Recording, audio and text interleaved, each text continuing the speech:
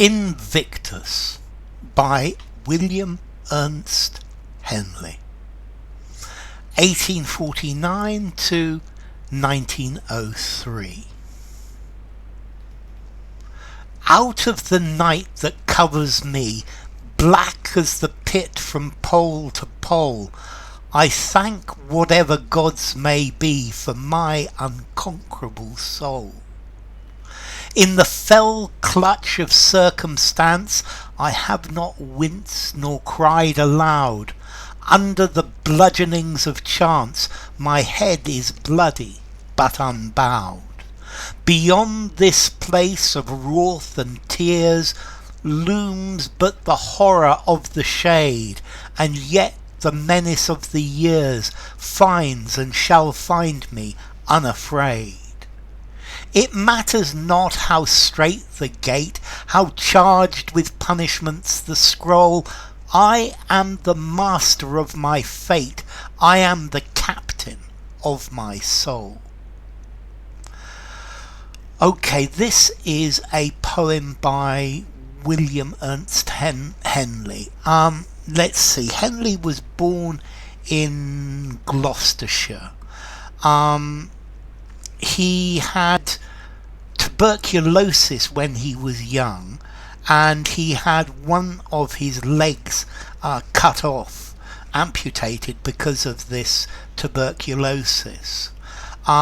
He was then later he became friends with Robert Louis Stevenson, who says that Henley, with his one leg, became the was the idea for Long John Silver in Treasure Island.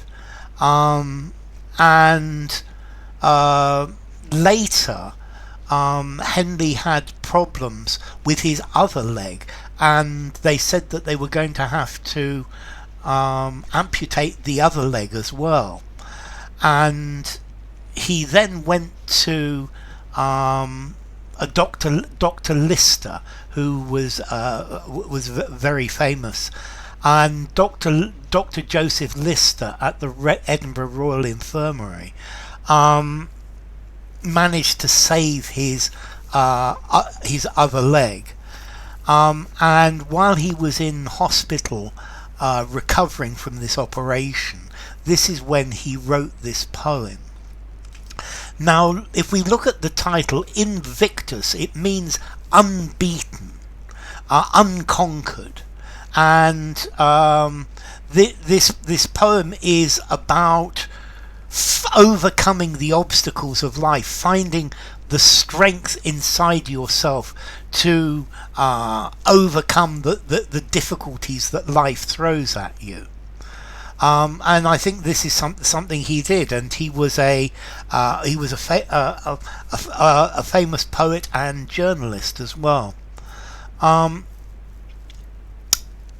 of the pit, out of the night that covers me, black as the pit from pole to pole, I thank whatever gods may be for my unconquerable soul. So it's talking about when I'm in a bad situation, out of the night that covers me, which is black as the pit is hell. So even though I've been in a situation of hell, even though I am in hell itself, I thank whatever gods may be. So he's suggesting I thank the gods, whoever the gods are. This isn't a Christian idea of gods. The gods, whoever the gods are. So I thank the gods for my unconquerable soul, that I am, it's impossible to keep me down. This gives me the idea of I get knocked down but I get up again. So even I'm in a night that covers me. I'm in night, and it's as black as the pit from pole to pole. This is all over the earth, but all over my life everything is black, the darkness of a hole. I thank the gods, I thank nature, I thank the fact that it's impossible to conquer me, that I will always get up, I will always keep trying. In the fell clutch of circumstance, I have not winced nor cried aloud. So fell means terrible, awful, frightening.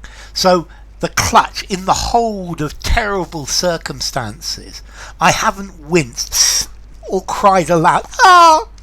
He hasn't complained. He hasn't allowed himself to be the victim of events. He hasn't allowed these to stop him. Under the bludgeonings of chance, to bludgeon is to beat again and again with a stick or with a club. My head is bloody, covered in blood, but unbowed. Unbowed, I'm not giving up. I'm not going to bow, I'm not going to submit. So, even though I've been in terrible situations, I haven't complained. And despite the fact that life, that chance has beaten me again and again and again, I haven't given up. I have taken losses. I have been hurt, but I'm not giving up. I refuse to bow. I refuse to give up. So I haven't cried about it. Yeah, but my head is bloody but unbowed. Also, look at these bees. Bludgeoning, bloody but unbowed. Bloody but unbowed, and it's being introduced with this other bee as well. My head is bloody but unbowed. Beyond this place of wrath and tears looms but the horror of the shade. So, beyond this place, beyond this earth that we live on, beyond this life that we experience, of wrath, of anger, and of crying, and of terrible things. But the only thing that's beyond this life is death, the horror of the shade. And this is nothing compared to what happens after you die. So I don't fear anything, because I'd rather be alive than face the horror of death. And yet the menace of the years finds and shall find me unafraid. So I'm unafraid, even as the years go by, and even as I have to face death. And I'm unafraid. I'm not afraid of anything in this life. I will carry on, and I'm not afraid to face death and what comes after it as well. It matters not how strait the gate, how charged the punishments the scroll. I am the master of my fate. I am the captain of my soul. So it matters not how strait the gate, how narrow the path is. It doesn't matter how narrow the path that you need to go through, how narrow the door, how charged with punishments the scroll. If you do this, these are going to be the punishments. I don't care how you're going to punish me. Yeah, the scroll is like the accusations that are read out against you. I don't care how difficult it is. I don't care about the punishments that I'm threatened with if I don't do it someone else's way. I am the master of my fate. I have control over my life. I decide the direction of my soul. Now this phrase, it doesn't matter how strait the gate, it's actually alluding to the Bible, I think to the Gospel according to Matthew, which says, because strait is the gate and narrow is the way which leadeth unto life, and few there be that find it. So that's saying that Matthew's saying that God has control, but here Henley's saying no, I have control over my life.